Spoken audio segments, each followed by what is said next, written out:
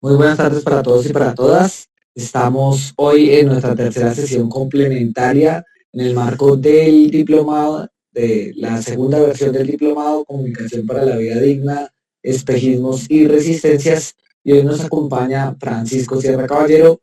Él es profesor catedrático de la teoría de la comunicación de la Universidad de Sevilla e investigador del Instituto Andaluz de Investigación en Comunicación y Cultura, INACOM, presidente de la Asamblea de la Confederación Iberoamericana de Asociaciones Científicos en Comunicación, Confibercom. Además es director del Grupo Interdisciplinario de Estudios en Comunicación, Política y Cambio Social con Políticas y de la sección de Comunicación y Cultura de la Fundación de Investigaciones Marxistas. El profesor Francisco es licenciado en Periodismo por la Universidad Complutense de Madrid, posgraduado en Sociología, Ciencia y Tecnología por la Universidad Nacional de Educación a Distancia, máster de edición por la Universidad de Salamanca y doctor en Ciencias de la Información por la Universidad Complutense de Madrid. Bueno, muchísimas gracias al profesor Francisco Sierra por acompañarnos en este nuevo espacio que pretende abordar y ampliar el tema de la teoría de la economía política de la comunicación y sobre todo servir como herramienta para la enseñanza, para el aprendizaje y para la investigación de quienes hoy nos acompañan en esta segunda corte del Diplomado en Comunicación para la Vida Digna. Muchas gracias, profesor. Buenas tardes. Nuestro tiempo de vida para generar contenidos y consumos en las redes, lo que se ha llamado llamar economía de la atención. Saben que la teoría del valor trabajo de Marx está basada en el tiempo de vida, convertido en tiempo de producción, en tiempo del capital. Bueno, pues el tiempo del que somos expropiados a través de las redes es un proceso de explotación, sin ninguna duda. También estamos siendo explotados con el uso de nuestros datos personales, de nuestra biografía, de nuestros consumos, de nuestros itinerarios, de nuestras navegaciones por Internet. Ahí hay un dispositivo de extracción y de explotación de la generación de valor que está en manos de los grandes propietarios como Elon Musk y que evidentemente los beneficios que genera no son socializados. De manera que hay una contradicción básica entre una socialización extrema de los consumos y redes de acceso a la información, que algunos interpretan como horizontal, pero que son muy verticales, centralizadas, y en las que se impone una lógica de explotación intensiva con la expropiación de nuestros datos personales para su comercialización con intereses claramente mercantiles, y de las que no recibimos, por cierto, a pesar de la moda de youtubers, de influencers, no recibimos una contraprestación económica, ¿no? Y el tercer componente básico, evidentemente, tiene que ver con propio trabajo creativo, con la propia situación de los trabajadores de las industrias culturales, o sea cual sea el perfil, están sujetos a lógicas de valorización. Silicon Valley se ha puesto como modelo, pero en ese Silicon Valley hay una explotación intensiva de la fuerza de trabajo creativa, de la inteligencia vinculada al desarrollo e innovación de las tecnologías, y por tanto este concepto de explotación hay que recuperarlo como el propio concepto de industria cultural. Ahora hablamos más de industria creativa, pero estaríamos en la misma lógica. La información está doblemente determinada en el plano ideológico, como transmisora de ideología de la clase dominante, pero también en el ámbito material, en el ámbito económico, como actividad mercantil, como mercancía que al final es objeto de compra-venta, igual que la fuerza de trabajo. Bueno, a partir de ahí, en la escuela de Frankfurt había una tradición importante, rica, dentro del marxismo, que incluye Althusser y su teoría de los aparatos ideológicos del Estado, que incluye los trabajos del filósofo italiano Antonio Gramsci, trabajando sobre el folletín, el papel del periódico. Por cierto, muchos de ellos, como el propio Marx, y este es un elemento también a reseñar, trabajaban de periodistas. Marx se ganaba la vida de periodista, abominaba el oficio, pero conocía la coyuntura y pudo escribir El Capital justamente a través de sus análisis políticos, económicos, de coyuntura, para diarios como el New York Times. Y también Gramsci, como Lenin, fueron organizadores de periódicos con un afán propagandista dentro del movimiento obrero, dentro del movimiento comunista, pero conocía muy bien de primera mano el papel central del periódico, e incluso pensaron, en el caso de Gramsci, el papel fundamental que tiene los medios de comunicación en la construcción del sentido común, de la cultura popular, y cómo eso determina la posibilidad de construcción de una contrahegemonía frente al modelo hegemónico dominante. Por tanto, hay una tradición ahí muy importante, señalaba antes el desarrollo de Althusser en torno a la idea de aparatos ideológicos del Estado, es decir, todos los elementos en los que vivíamos los medios de comunicación, que tienen una función ideológica de reproducción social, de reproducción del orden reinante. Es decir, hay una tradición considerable y hay algunos autores menos leídos, pero que aportan elementos fundamentales para pensar desde una perspectiva marxista de la comunicación. Voy a señalar dos que no son tan célebres o que no son tan conocidos en la literatura sobre comunicación. Uno es un filósofo exiliado español, Adolfo Sánchez Vázquez, que conocerán porque tiene un dilatado trabajo en materia de estética.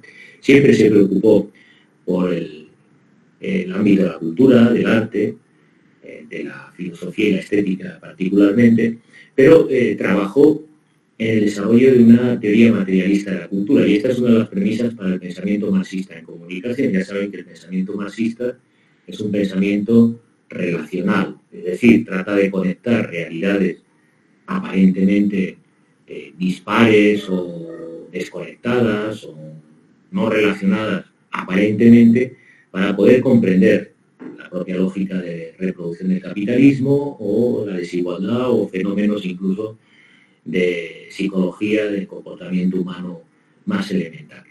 En esa lógica del pensamiento relacional, toda teoría marxista no se puede desarrollar sin una teoría social general. Y por tanto, diríamos que para desarrollar una teoría marxista de la comunicación, tenemos que desarrollar una teoría general de la cultura, una teoría materialista de la cultura, que era uno de los objetivos del filósofo Adolfo Sánchez Vázquez.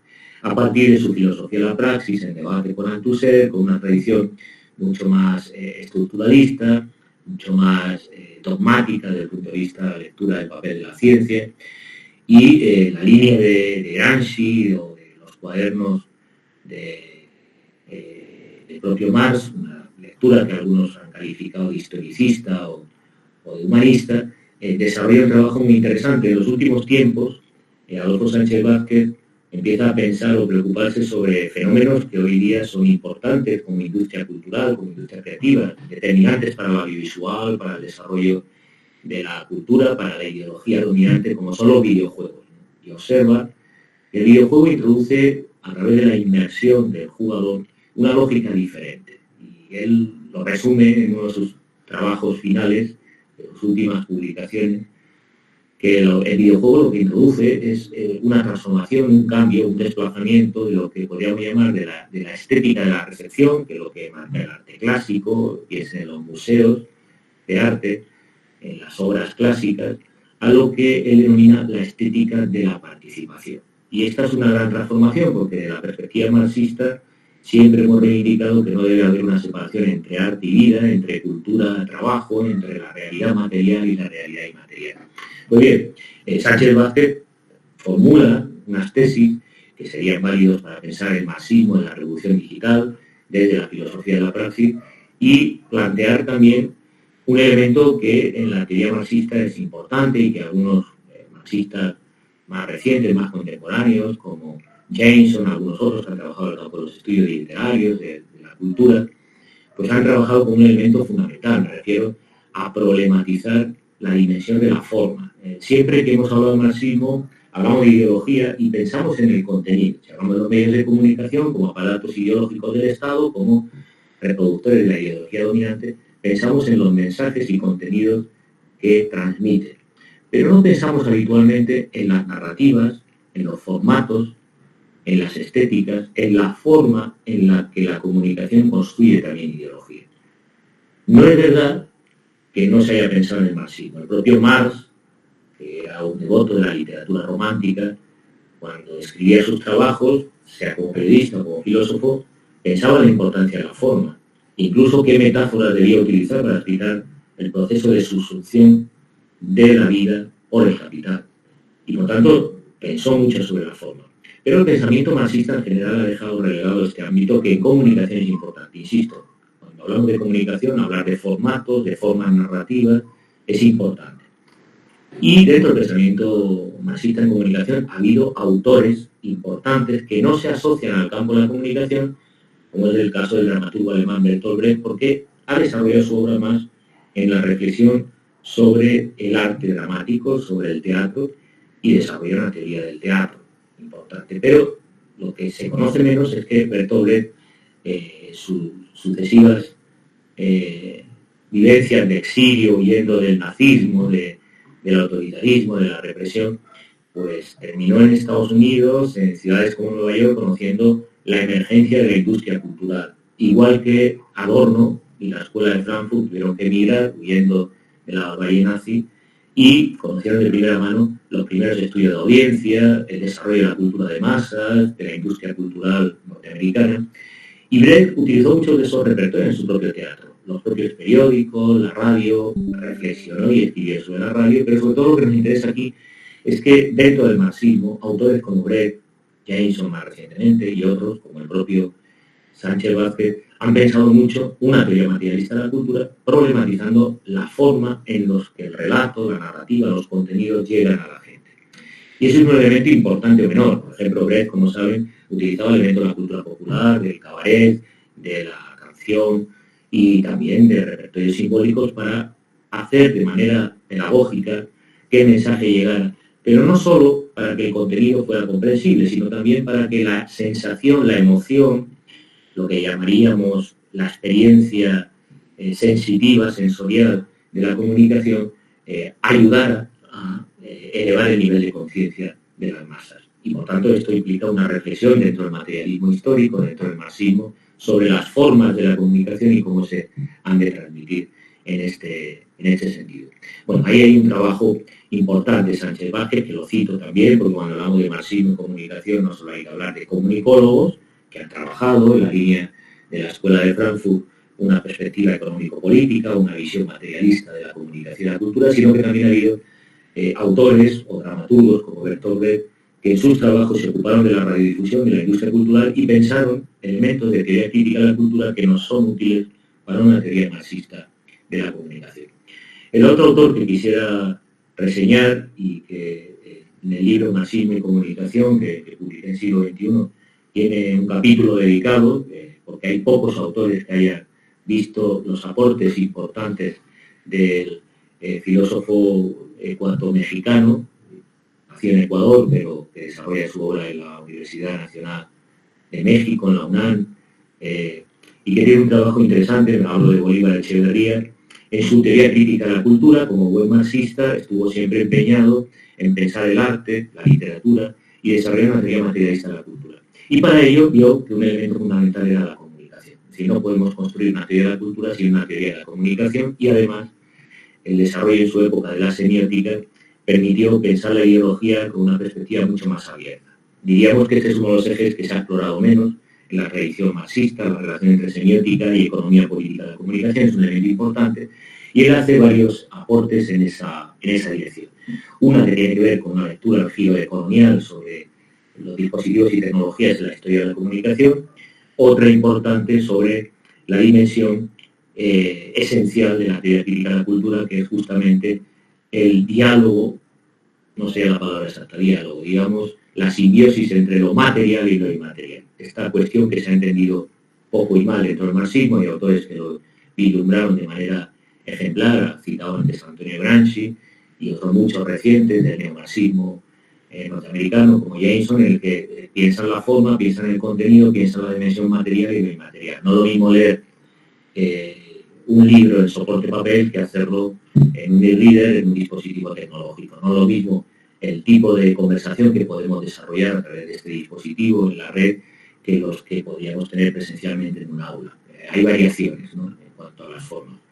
Y esa dimensión, Bolívar Echeverría lo explora a través de ese diálogo entre semiótica y economía política, recuperando la simbiosis, la dialéctica entre lo material y lo inmaterial que está en los escritos de Marx, que está en el pensamiento marxista como algo esencial, para evitar, por un lado, derivar las lecturas idealistas de la comunicación y la cultura, o por contra, como era muy habitual en la historia del marxismo en comunicación, lecturas muy economicistas, muy deterministas sobre lo que los medios hacen. Bueno, pues esto es lo que trató de salvar en su trabajo Gramsci. Es decir, la cultura tiene una relativa autonomía, los medios de comunicación no son aparatos ideológicos monolíticos, uniformes, con un discurso cerrado, sino que hay brechas de sentido, brechas de lectura que permiten abordar pues, una evolución completamente distinta.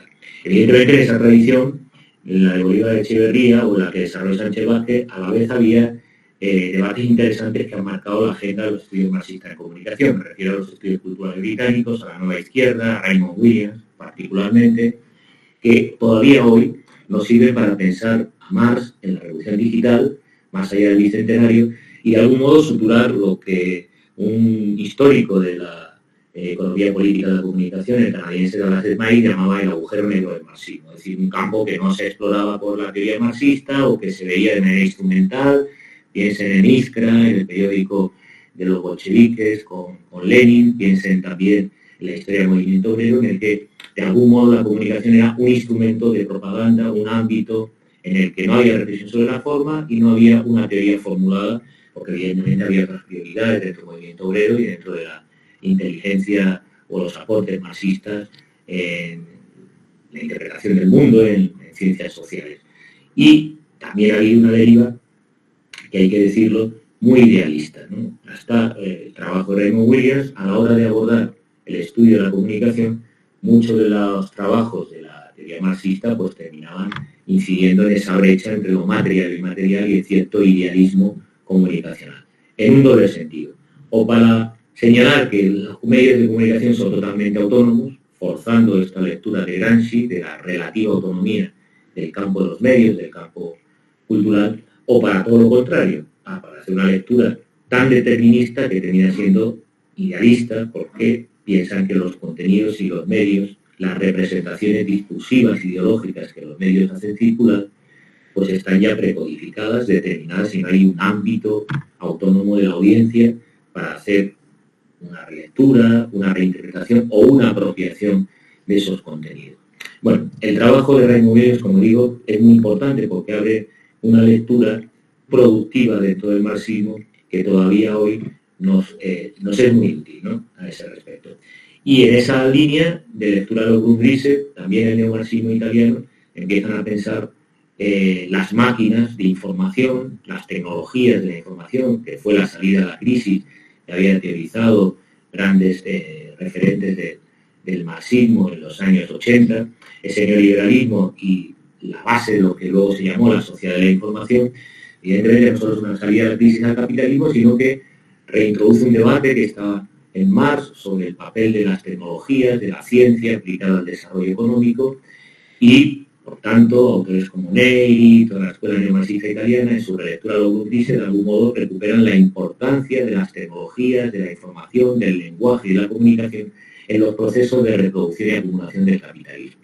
Y ahí tenemos también una lectura muy productiva, no muy centrada específicamente en la comunicación, pero sí al discutir sobre el papel de las tecnologías informativas y de la ciencia aplicada al desarrollo económico, establece una lectura en dos sentidos que son características del pensamiento materialista. Si la mayoría de la literatura sobre la comunicación tiene una visión del emisor que manda un mensaje a través de un canal al receptor, lo que podemos llamar un modelo distributivo, la perspectiva marxista incide en la producción, en las relaciones capital-trabajo, en la apropiación y la expropiación de lo común. La comunicología es una ciencia de lo común y, por tanto, pensar lo común es disputar el sentido de la relación capital-trabajo respecto a las industrias culturales y a las tecnologías. Por tanto, una mirada que trascienda lo distributivo y este idealismo-comunicación desde la visión materialista implica una lectura productiva sobre los aspectos que tienden a ser opacos. Voy a poner ejemplos muy concretos. Todos hablan de Silicon Valley, de las redes, pero nadie cuenta que las redes tienen intermediarios. Y no me refiero solo a propietarios como Elon Musk, que compró Twitter, sino que hay unas relaciones de producción opacas, nada transparentes, que, por ejemplo, afectan a la sostenibilidad del planeta. Por ejemplo, nadie pensaría que las tecnologías, conforme la obsolescencia programada va sustituyendo con una innovación y destrucción creativa, genera un problema ecológico grave. Primero porque con la inteligencia artificial o esta misma conexión, la cantidad de energía que se consume es elevadísima. Y esa elevación de consumo energético se traduce en extracción de agua, de recursos naturales, o cada nuevo dispositivo móvil que sale al mercado, sea por Apple o por cualquier productora y telefónica, por las grandes empresas de telecomunicaciones, implica un desgaste en términos de huella ecológica insostenible, que se traduce en conflictos medioambientales, portando todos los móviles antiguos, toda la basura cibernética, tecnológica, digital, a países de África que compran esa basura y que conviven con ella y luego lo reciclan, pero que genera un problema de toxicidad y de ambiental y de sostenibilidad ambiental grave, pero también de extracción de recursos básicos. No entenderíamos los golpes de Estado en Bolivia, la apuesta por Milei en Argentina, los intentos de lawfare en Colombia y otros países, sin ver que son justamente países donde hay grandes núcleos de concentración de agua.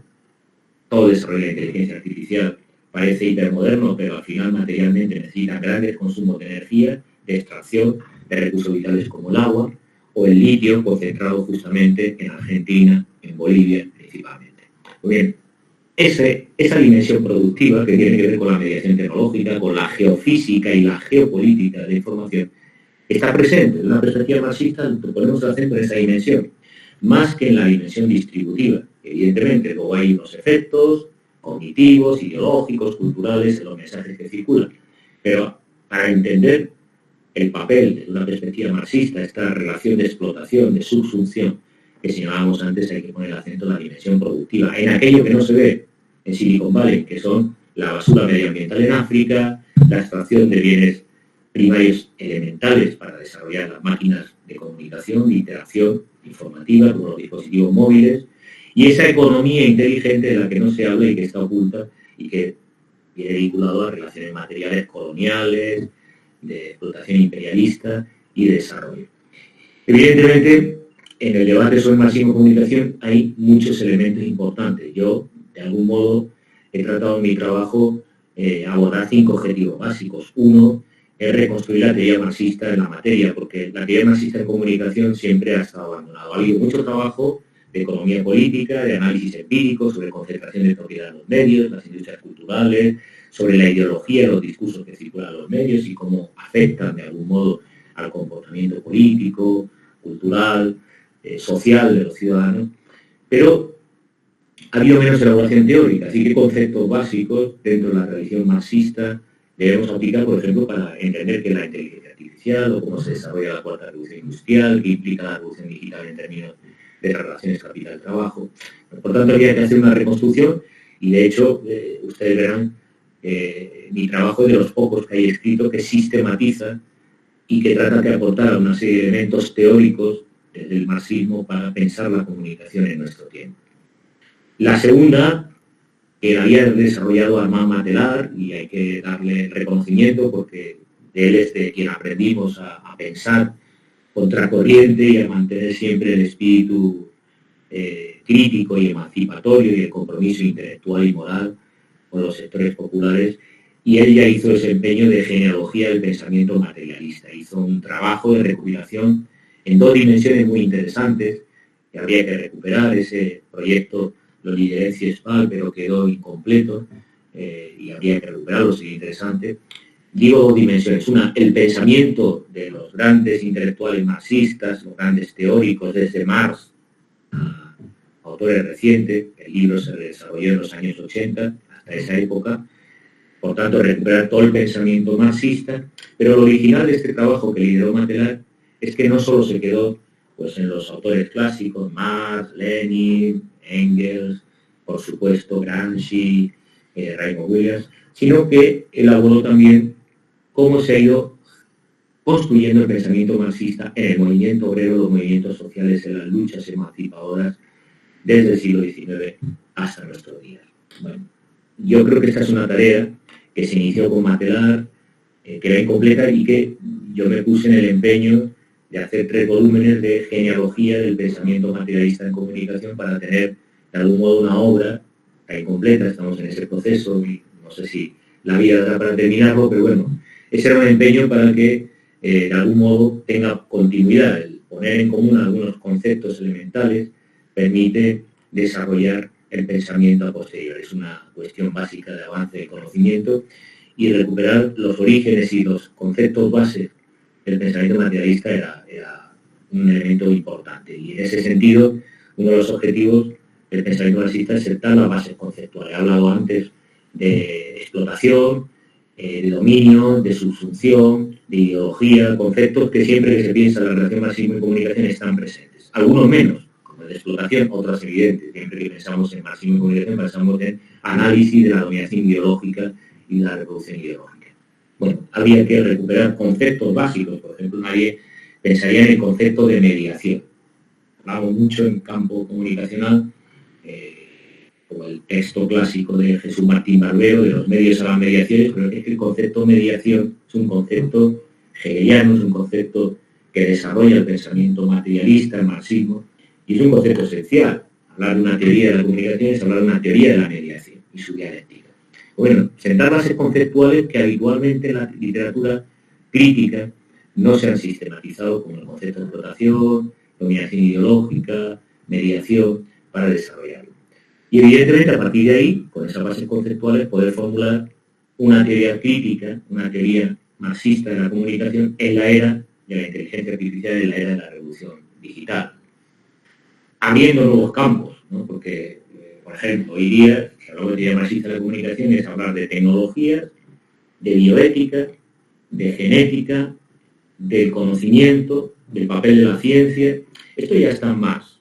Cuando en los escritos de Grundrisse se habla sobre un desarrollo maduro del capitalismo en el que la ciencia aplicada al desarrollo económico logre una transformación hasta el punto de liberar, como estamos viendo con la inteligencia artificial, al trabajador, a los trabajadores del esfuerzo físico, penoso, de las tareas más repetitivas del desarrollo de la producción, es una evidencia que está en nuestros días. Y esto implica que actualizar el pensamiento de Marx es abrir una agenda de temas que en su momento están vislumbrándose por Marx y los clásicos del marxismo, pero que son nuevos.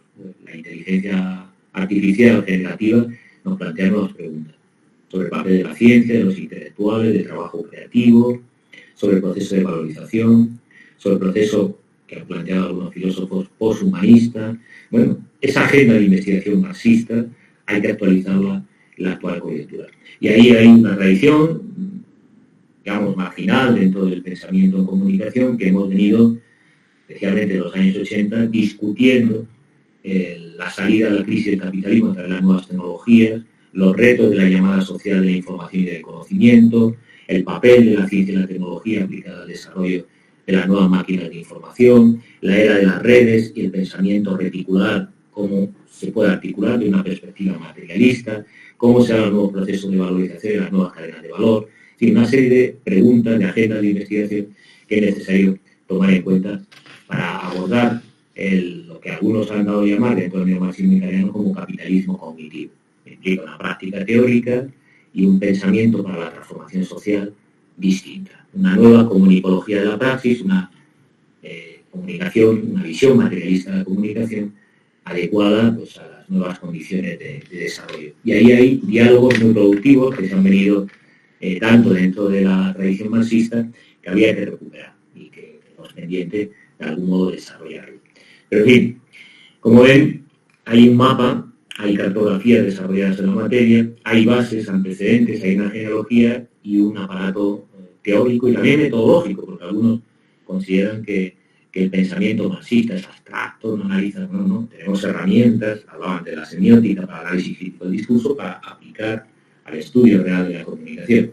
Yo diría más, tradicionalmente el pensamiento marxista en comunicación no ha sido teórico, ha sido muy analítico en economía política para hablar de concentración, propiedad, lógicas de valorización de las industrias culturales, desarrollo de cada una de las ramas industriales dentro del sector de la comunicación y la cultura, y menos en la teorización de qué conceptos podrían ser reformulados para entender la era de la comunicación, la era de lo digital, la era de las redes sociales en las que estamos inmersos. Pero como probablemente ustedes tengan más preguntas, habíamos acordado en torno a 45 minutos, tenemos una hora para poder formular preguntas, comentarios, dudas que tengan al respecto. Juan Diego me ha pedido que cuando sea accesible el libro de marxismo y comunicación en Colombia, que todavía no lo está, y hablaré con la editorial, haremos un lanzamiento específicamente sobre el libro donde hay aportes distintos a los que hoy he expuesto. Algunos están ahí, como el reflexionar sobre el aporte de Bolívar Echeverría, otros como el de Sánchez Vázquez, algunas reflexiones que les he compartido no están en el libro, pero estarán en próximos trabajos que estamos desarrollando. Quedo a su disposición para cualquier pregunta o comentario en particular sobre el tema que hoy nos ocupa en esta sesión complementaria y agradecidos por la posibilidad de este diálogo.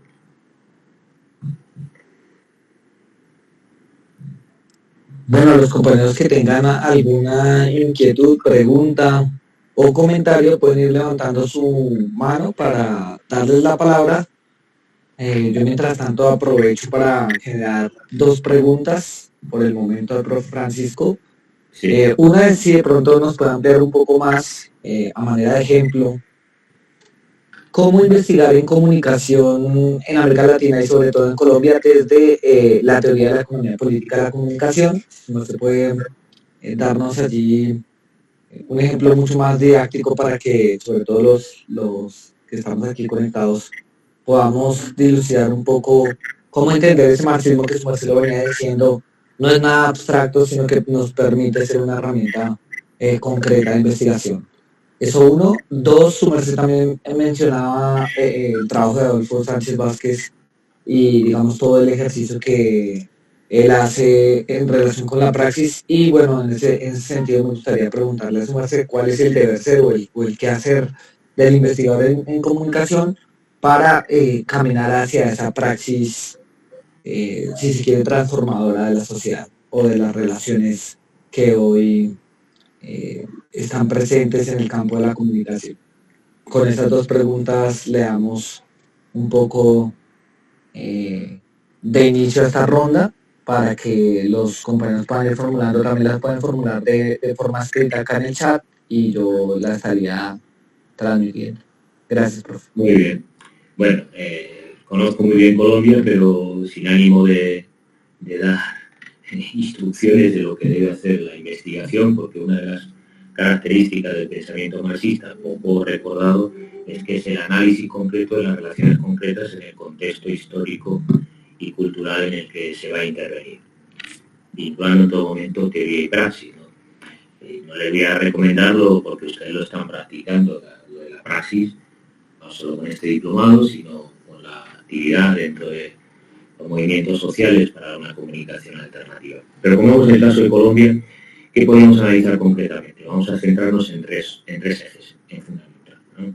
Primero, en las relaciones o contradicciones entre cultura y trabajo, habría que establecer un primer eje de análisis, por ejemplo, de ver la situación de los periodistas, de los creadores culturales, de los guionistas, de los presentadores, qué tipo de relaciones laborales, qué salario, qué relaciones de producción tienen dentro de la industria cultural. Es decir, cuál es la labor de los trabajadores de esas industrias culturales. Eso sería un estudio que podría revelar pues, cómo funciona el oligopolio de grandes compañías o grupos de comunicación como Caracol, ¿no?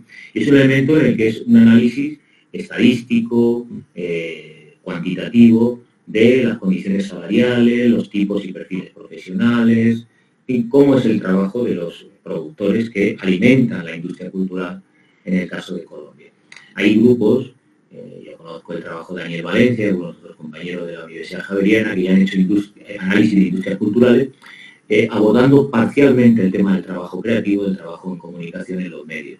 Es un elemento muy importante, ¿no? Porque se dan circunstancias en países como Colombia o México en el que los periodistas tienen una situación de dependencia tan absoluta que ya el problema no es de libertad de expresión, sino que las condiciones de subalternidad, de explotación del trabajo periodístico, del trabajo creativo en la industria cultural es tan intenso que evidentemente esto explica cierta lógica de cierre, de pliegue, de concentración ideológica en las industrias culturales. Ese es un primer eje. Otro, cuáles son las lógicas de producción, ¿no? Siempre se pone el ejemplo de Colombia como un exportador de telenovelas. Bueno, ¿qué modelo de producción y qué lógicas de valor tiene el audiovisual, por ejemplo, en Colombia? Para entender también cómo, a través de este modelo de valorización y producción industrial que genera un valor exportable, se genera también una cultura, una ideología y, evidentemente, un desarrollo específico de modelo de mediación digamos, del audiovisual en este caso, colombiano, singular, y que estaría explicado por las lógicas de cadena de valor y de producción. Este es un análisis clásico de economía política. ¿Por qué se produce tanto telenovela y no se produce otro tipo de formatos, programas y contenidos en Colombia? Bueno, pues tiene que ver con las lógicas industriales de valorización y de las cadenas de producción. Y analizar un análisis de la producción pues permite también entender cuál es la ideología y cómo circula a este respecto. La tercera enlaza un poco con la segunda pregunta que me planteaba. Bueno, ¿cómo se puede investigar desde Colombia? Evidentemente, el marxismo de los clásicos, empezando por Marx hasta nuestros días, nos sirve y no. En el caso, por ejemplo, de América Latina es muy importante entender la subalternidad, la colonialidad, y por tanto esto implica que en el análisis de la mediación y de los medios e industrias culturales esa variable tiene que estar. No solo la producción de ideología y de valores, ¿no?, sino también de cómo las culturas populares han podido desarrollar sus formas de resistencia, ¿no? Y ese es un elemento importante, muy importante. ¿Cómo deberíamos estudiar la comunicación? Evidentemente, en la perspectiva emancipadora, desde las culturas populares, desde la comunicación popular, vinculando teoría y praxis, es decir, vinculando análisis crítico de la comunicación hegemónica y dominante, pero construyendo a través de esos análisis potencia emancipadora desde las culturas populares. Tanto en la recepción de una telenovela como también en cómo se apropian de la radio, del periódico comunal o de la comunicación comunitaria los grupos populares, los sectores populares o subalternos.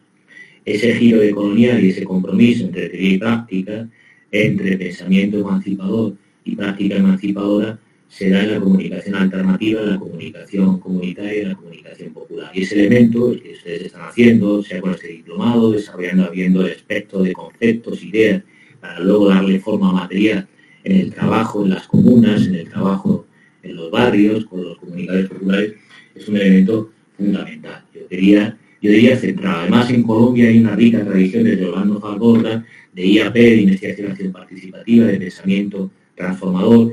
Siempre que he ido por ejemplo, a Comuna 13 en Medellín, he insistido que las experiencias más ricas de todo el mundo, no de América Latina, de todo el mundo, en comunicación popular están en Colombia. Y se conocen poco. Y daría para que aprendieran aquí en Europa, en España, en Estados Unidos, en Canadá y en otras latitudes. Y se conoce insuficientemente.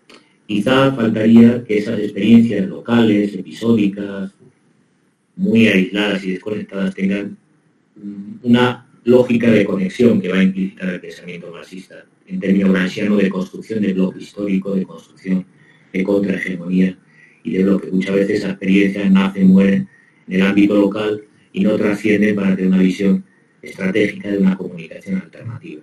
Y esa es una de las críticas que siempre formulamos a la comunicación popular. No puede ser lo de las 3 P, ¿no? Pobre, pequeño y provinciano. Tiene que tener una visión mucho más alternativista o alterativa, en el sentido de transformar el orden reinante en comunicación. Yo diría que esa tradición es la que hay que priorizar, ustedes están priorizando, y arrojar otra mirada mucho más crítica, porque ha habido en los últimos tiempos una visión de la comunicación comunitaria por influencia de los estudios culturales, de la despolitización, de las situaciones políticas y económicas que han vivido países como Colombia, en el que la agenda marxista o la perspectiva marxista ha sido prácticamente marginalizada o descartada como referente tanto teórico como práctico. Fundamentalmente, insisto, la dimensión práctica, porque una de las derivas que ha tenido el marxismo, estamos en un buen momento en los estudios marxistas, pero se ha impuesto la moda de los estudios culturales británicos por la vía de Estados Unidos de considerar el marxismo básicamente un objeto académico y no una práctica política. Y lo que nos interesa es la praxis. Un pensamiento marxista que esté desvinculado de la praxis, de la comunicación emancipadora, popular, no tiene mucho recorrido ni razón de ser. Y un pensamiento marxista que sea simplemente ejercicio diletante intelectual, que es lo que suele suceder en el ámbito de Estados Unidos, pues no tiene mayor valor. Este es un elemento que creo que en Colombia tiene mucha práctica y habría que, de algún modo, reforzar esa reflexión teórica sobre esa experiencia plural, rica, transformadora, local, que atesora en una perspectiva amplia de visión estratégica, de pensamiento emancipador de la tradición marxista. Pero continuar por esa línea de exploración, sin duda, es uno de los ejes que hay que vindicar y poner en valor toda la riqueza que han venido desarrollando desde los años 60 y 70. Bueno, el compañero Freddy tenía levantada la mano, le abrimos paso para que pueda activar su micrófono y compartir su pregunta. Buenas tardes a todos y a todas, ¿me escuchan bien? Sí, señor. Bueno, yo alcé la mano cuando el profe Diego estaba hablando y varias y lo que, digamos, mis dudas principales ya fueron resueltas ahorita por el profe Francisco, al que le agradezco por el tiempo y el esfuerzo que nos está dedicando. Pero no obstante podríamos ahondar en eso, profe Francisco. Digamos que tú mencionas a Gramsci. Si bien estamos en un proceso de formación aquí en el diplomado, muchos de nosotros somos neófitos en el campo de la comunicación y más aún, digamos, desde una perspectiva marxista. Entonces a veces esos conceptos se nos dificulta digerirlos, ¿no? No sé si de pronto pudieras, poniendo como ejemplos de la cotidianidad, ahondar sobre lo siguiente. Yo lo veo como una paradoja, no sé qué análisis se merezca, y es la cuestión del tiempo. Digamos que la enajenación o el proceso de alienación también es un proceso en el que nos están expropiando de nuestro tiempo y nuestra fuerza vital, por andar preocupados por cubrir lo mínimo desde el punto de vista material y la subsistencia, dejamos, digamos, de vivir. No sé si me hago entender en ese aspecto. Pero entonces, ¿cómo jugar en el campo de la comunicación? ¿Cómo jugar en el ecosistema mediático sin ser atrapado? Y esa es la paradoja que yo quisiera señalar. Es decir, cuando tú hablabas del terreno de lo digital, de las redes sociales, y en términos gramscianos de producir esa contrahegemonía y de que, digamos, construir ese intelectual orgánico que viene desde la clase social que está siendo dominada y que por lo general la clase dominante intenta cooptar. Creo que es algo que se le da muy bien a ese capitalismo que vivimos hoy en día, y es que en la medida en la que nace algo en el movimiento contrahegemónico, inmediatamente es cooptada. Entonces, ¿cómo no caer en eso? ¿Cómo yo participar en el escenario de las redes sociales cuando tú mencionas como tres aspectos que nos están explotando? Entonces, si yo quisiera hacer contrahegemonía desde Facebook, por poner un ejemplo, igual me está consumiendo en mi tiempo, ¿cierto?, de vida, igual estoy proporcionando esos datos que benefician a esa minería de datos, igual, sí, o sea, ¿cómo no quedar atrapado? Porque uno pone estos ejemplos llamémoslo, de los medios tradicionales como la prensa escrita o la radio, y es como más sencillo de pronto, desde el punto de vista popular o local, hacer un periódico o generar un programa de radio. Pero en el terreno de lo digital, ¿cómo uno participa de ese terreno sin ser absorbido por estas grandes compañías que al final es el único escenario al que uno dispone, ¿no? Porque, bueno, entonces, no sé, creemos nuestra propia red social, ¿cierto? Sería como la respuesta, pero creo que es más difícil llegar a ese punto. Entonces uno arranca desde lo que tiene ahí cercano.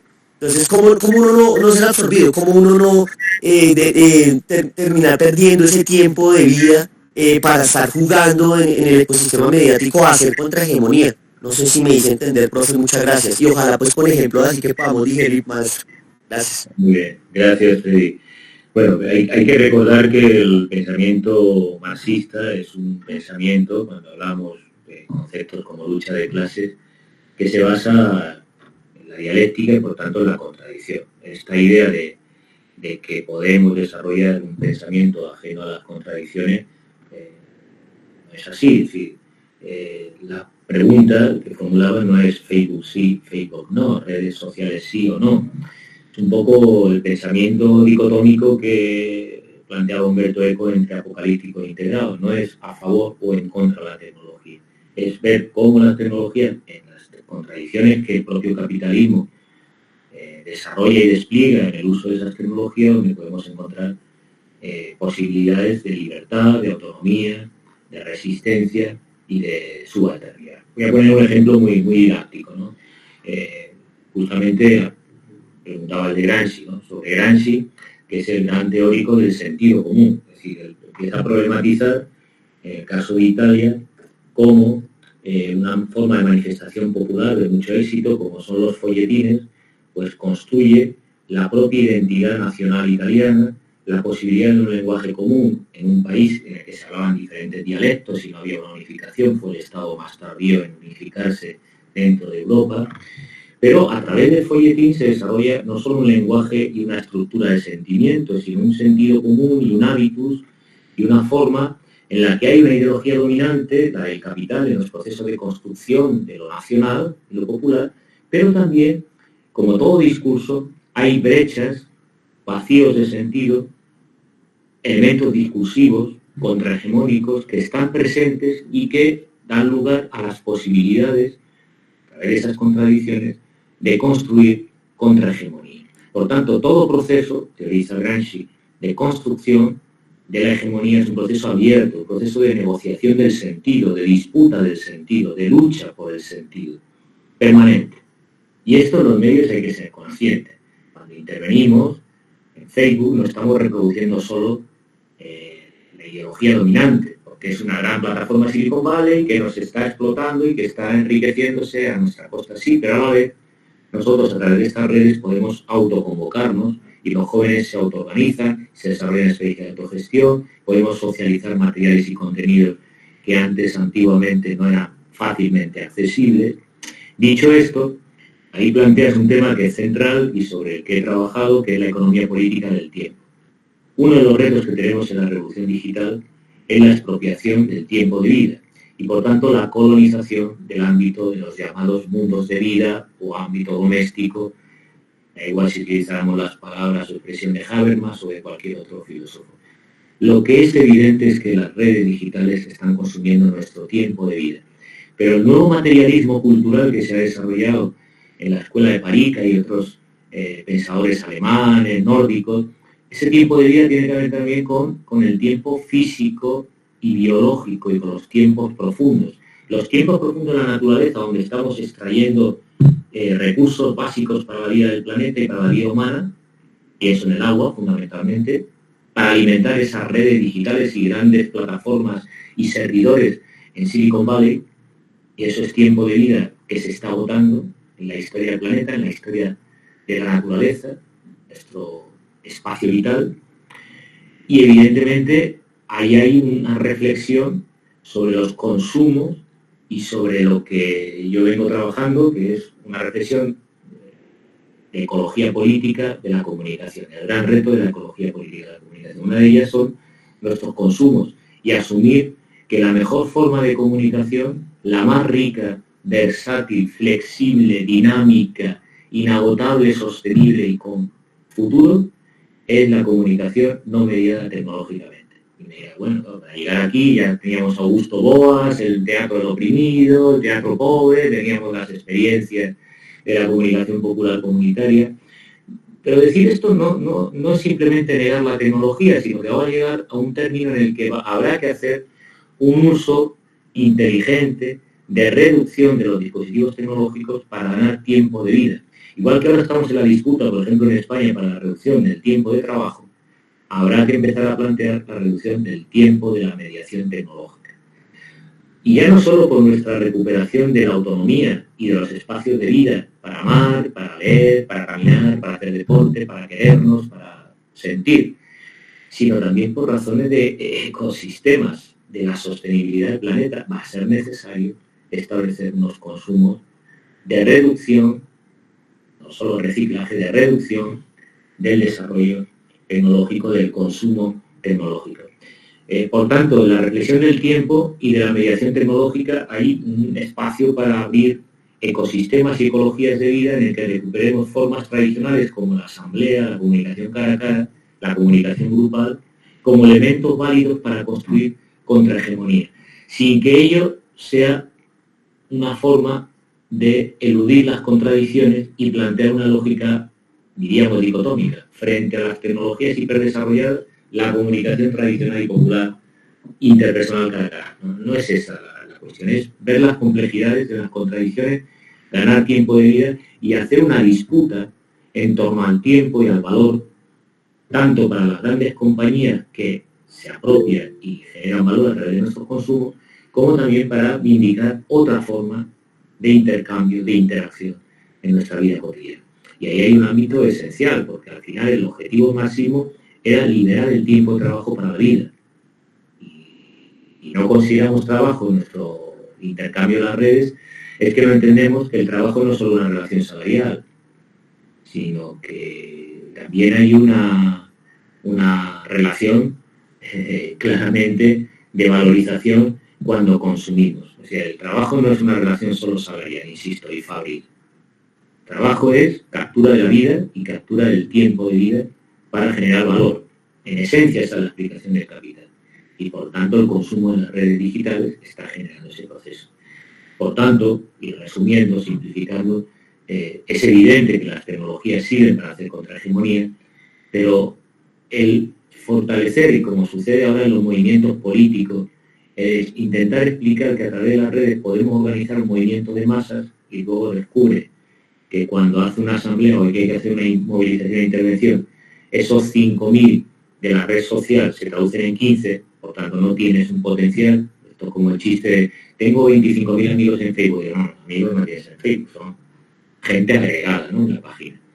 Pues bien, el discurso de hipotizar o, digamos, engrandecer el papel transformador de la tecnología y lo contrario, negar ese potencial de una perspectiva de un marxismo conservador, ortodoxo, casi ludita contra la tecnología, no es el debate. El debate es que agudicemos las contradicciones para indicar la sostenibilidad, los tiempos de vida, un uso creativo. Por ejemplo, un debate que nos está planteando hoy día en términos de economía política, el dominio público. ¿Por qué no una red pública? ¿Por qué no podemos hacer plataformas públicas? Parece que esto es imposible, que solo iniciativa creativa, emprendedora, de jóvenes innovadores de Silicon Valley. Bueno, estos son debates, ¿no?, de ampliar la autonomía y el margen de creación y determinación que tienen las culturas dependientes o subalternas. Ese es un elemento a tomar en cuenta, pero el tiempo siempre fue un elemento central en la teoría del valor de Marx y lo sigue siendo hoy día en la revolución digital, en la cuarta revolución industrial.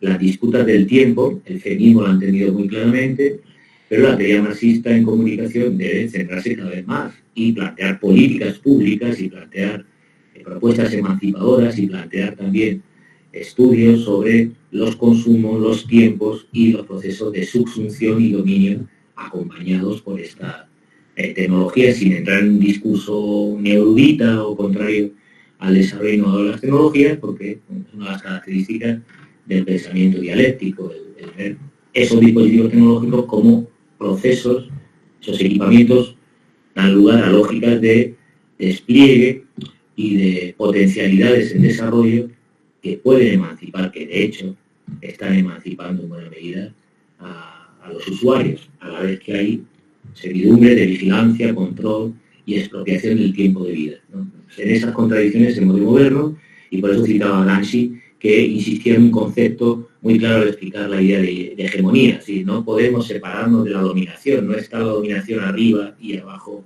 los dominados. Hay un contacto. Es decir, cuando hablamos del discurso que hay una mezcla de elementos de ideología dominante y ideología subalterna, es evidente. Están mezclados, están tramados, es una trama. Y, por tanto, como el tejido va hilvanado, va junto, va trenzándose y por tanto no se puede pensar fuera de las contradicciones y fuera de la hegemonía. Y ese es un elemento, una lección de Gramsci que hay que tomarlo en cuenta si pensamos en los medios y no entrar en debates de lo que se están planteando algunos, ¿no?, de la desconexión digital, por ejemplo. No sería deseable en muchos sentidos.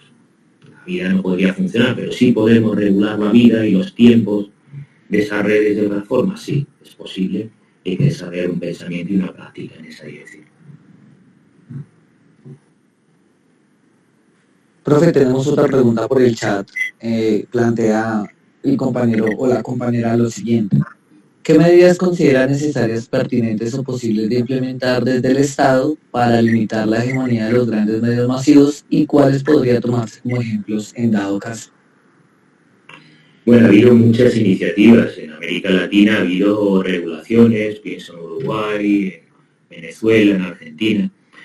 A mí el desarrollo de política pública que me ha interesado y que creo que es el más avanzado a nivel mundial ha sido el que desarrolló insuficientemente, de decirlo, porque la ley argentina de servicios de comunicación visual era muy avanzada, pero su desarrollo fue insuficiente. Durante los gobiernos de Cristina Fernández de Kirchner no se desarrolló todas las potencialidades que tenía la ley. Pero ahí hay un marco normativo que establece 3 tipos de medidas importantes. Primero, un sistema que no esté concentrado oligopólicamente, como sucede en la mayoría de países, como sucede con Caracol, como sucede con el Grupo Clarín en Argentina. Por tanto, un sistema de 3/3, público, privado y ciudadano comunitario, permite un mayor equilibrio. Y esta es una transformación o medida importante para esa hegemonía. En segundo lugar, desarrollar arquitecturas, como son las oidorías o defensores de la audiencia, digamos una arquitectura institucional que permita, ese es el debate que estamos ahora desarrollando en España por la desinformación, fiscalizar. En toda mediación hay control. Y este concepto de la teoría marxista, cuando se piensa en control, se piensa en el soviet controlando cuál es el mensaje, quién lo da, y cuál es la estructura, y por tanto la dictadura proletariada como modelo autoritario. No hay comunicación sin control. No lo hay. O sea, Elon Musk ejerce el control. Los propietarios de Facebook o el propietario de Facebook ejerce el control. El problema es qué tipo de control. Pero no hay comunicación sin control. Y lo que estamos demandando, una medida sencilla, es desarrollar una arquitectura institucional, por ejemplo, los consejos de medios, como el Consejo Superior de Audiovisual, como el Consejo Audiovisual de Andalucía, que fiscalicen y controlen democráticamente la labor de los medios. Pues para evitar, por ejemplo, como están viviendo en Colombia, el Mediafair, es decir, la estrategia colaboracionista con el lawfare para derribar gobiernos, para el golpismo mediático, para proteger las garantías y derechos fundamentales, a la intimidad, al honor, a la imagen, a los derechos de la infancia, de los consumidores. La arquitectura institucional permite que haya elementos del Estado que están para garantizar un control democrático de los medios de comunicación, porque hasta ahora los medios de comunicación han sido considerados un ámbito de consumo y por tanto no sujetos pues, a las normas del derecho, no está considerado, a pesar de que la UNESCO lo reconoce, un derecho universal, un derecho humano fundamental. Tenemos que avanzar en arquitectura institucional en controles democráticos frente al control privado, comercial y mercantil que tienen los que poseen los medios de comunicación. Este es un cambio, diríamos, como medida radical. Tenemos una arquitectura institucional, usted tiene su negocio, se dedica a vender noticias, muy bien, pero usted no puede venderla de cualquier manera. Nadie dudaría que si alguien abre una tienda de carne y vende salchichas, pues esta no está sujeto a inspección, fiscalización y control sociosanitario para que no sean tóxicos, para que nadie de adulterada o afectada a su salud. Bueno, pues aquí en los medios de comunicación también estamos hablando de salud pública, no del tipo sociosanitario, pero sí necesitamos instituciones que velen por las garantías de derechos fundamentales que están en la Constitución, en el ordenamiento jurídico y que hasta ahora no se ha desarrollado. Y la tercera y fundamental es ampliar derechos a la ciudadanía, la participación. Es un elemento no menor. Normalmente pensamos la participación en los medios comunitarios. Es importante, sin duda, pero también habría que garantizar la participación en los medios públicos y también habría que garantizar la participación en la política de comunicación. Un elemento característico de todos los países, sea Colombia o España, es que no hay políticas públicas de comunicación, que pasaría porque la gente opine, participe, discuta qué sistema, qué modelo, qué política pública en materia de comunicación, por qué se da una concesión a este grupo económico, por qué no hay medios públicos, por qué no se desarrollan contenidos de educación para la comunicación. Bueno, eso, todo ello corresponde a una política de Estado. Si logramos empezar a garantizar que la ciudadanía participe, reconozca que en la comunicación no está un ámbito de consumo, sino un derecho fundamental, y avanzamos en esa dirección, empezaremos a tener políticas públicas de Estado, que es lo fundamental, y por tanto a democratizar el sistema de medios masivos de comunicación.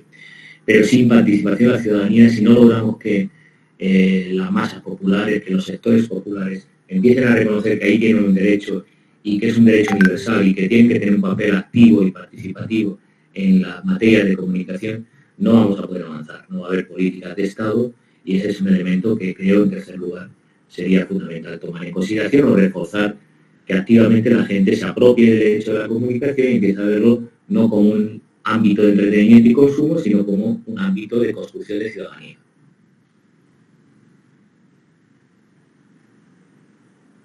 Bueno, profe, no tenemos más preguntas en este momento, entonces en ese sentido no nos queda más que finalizar el espacio, no sin antes agradecerle por su presentación. Muchísimas gracias por haber participado en este escenario.